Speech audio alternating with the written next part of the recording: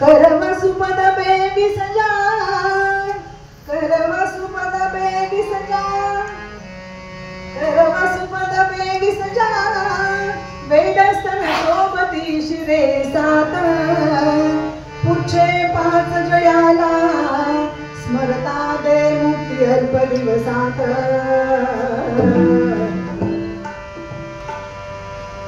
त्याचा अर्थ असा आहे, करवसु पद बेगी सजा. करवसु, कर म्हणजे हात, वसु म्हणजे अष्टदिशा, 8 हात. भगवंताचे 4 हात, मारुतीचे 2 आणि अर्जुनाचे 2. करवसु पद बेगी सजा, 22 पद म्हणजे पाय 4 रथाला आहेत.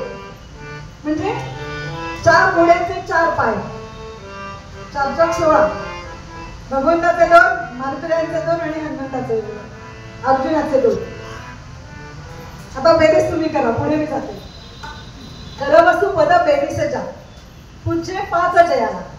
ज्या रथाला 5 पुच्छे आहेत, म्हणजे घोड्यांचे 4, घोड्यांचे 4 आणि हनुमंताचं 1 लाखाचं असलेलं, पुच्छे 5 जयाला स्मरता दे मुक्ती अल्प दिवसात.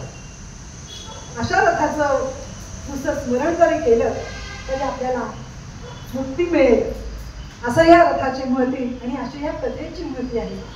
आणि म्हणून भगवंत म्हणाले की अहंकार दूर साधला की हे सगळं आपल्याला साध्य होतं. आणि म्हणून अहंकार जवळ बाळगूच रे.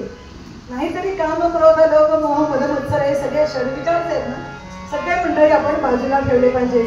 तर आपल्याला भगवंत प्राप्ती जवळ आहे. पण मनापासून जर भगवंताची भक्ती केली तर, मनापासून भगवंताचं नामस्मरण केलं तर, हाच अशा आजच्या मूळ अभंगामध्ये तुकाराम महाराज आपल्याला सांगता येतो.